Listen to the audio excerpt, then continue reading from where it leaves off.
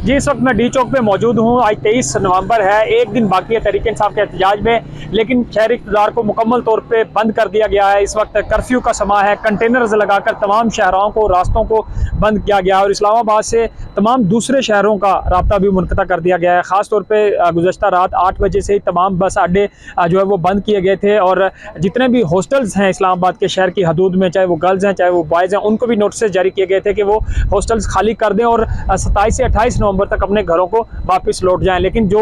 ख़ास तौर पे तलबा थे और जो दूसरे बाहर से आए हुए यहाँ पे रहने वाले जो परदेसी लोग थे, उनके लिए मुश्किलात ये पेश हुई कि बस अड्डे बंद करने के बाद मोटरवेज भी बंद की गई, जिसकी वजह से दूसरे शहरों में जाना भी काफ़ी ज़्यादा मुसाफिरों के लिए मुश्किल हो गया था। लेकिन इस वक्त डी चौक की सूरत हाल हम आपको दिखा रहे हैं कि जहाँ पे कंटेनर लगाकर इस डी चौक को रात के मुकम्मल तौर पर बंद कर दिया गया था और यहाँ पे एक लंबी जो है कंटेनर्स की दीवारें खड़ी कर दी गई हैं। ये पूरे रेड जोन को जाने वाला ये जो रास्ता है,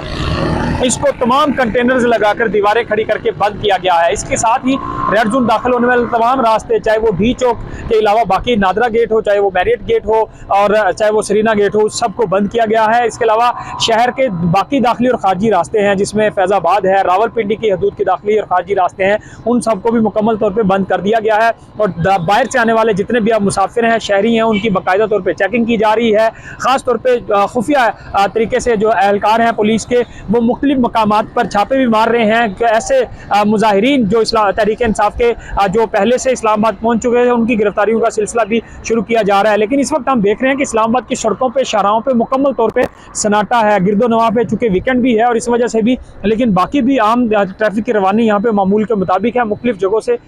मुख्तलिफ मकामात को बंद किया गया है और दूसरी तरफ तहरीक इंसाफ के जो रहनुमा है, उनकी तरफ से कहा गया है कि वो हर सूरत 24 नवंबर का उनका लाएमल जो सामने आया है, वो एहतजाज की सूरत में, चाहे वो पंजाब हो, केपी हो, बलूचिस्तान हो, बाकी तमाम सूबों से यहाँ पे पहुंचेंगे। भरपूर तरीके से एहतजाज रिकॉर्ड कराया जाएगा। गुज़श्ता रात ये भी खबरें आ रही थी कि शायद बुशरा बीबी की गिरफ्तारी के लिए कोई कोशिश की जाएगी, लेकिन बुशरा बीबी पेशावर में मौजूद हैं। बाकी तहरीक इंसाफ की तमाम लीडरशिप भी इस वक्त पेशावर में मौजूद है या बाकी अपने इलाकों में मौजूद है और वो काफिलों की सूरत में इस्लामाबाद की तरफ बढ़ेंगी। मुख्तलिफ रुकावटें खड़ी की गई हैं। अब क्या तहरीक इंसाफ अपना ये जो एहतजाज है 24 नवंबर का, उसको भरपूर तरीके से करने में कामयाब हो जाएगी, क्योंकि जो तहरीक इंसाफ की हिकमत अमली है वो ये है कि 24 नवंबर के एहतजाज की कॉल देके इस डी चौक पे 26 नवंबर तक, यानी 2 दिन बाद काफिले यहाँ पे पहुंचेंगे और तब तक चूंकि शहरी इक़्तिदार अभी से बंद कर दिया गया है और आज हफ्ते का रोज है, तो 4 दिन मुल्क मुकम्मल बंद रहेगा। तहरीक इंसाफ जब 4 दिन बाद यहाँ पहुंचेगी,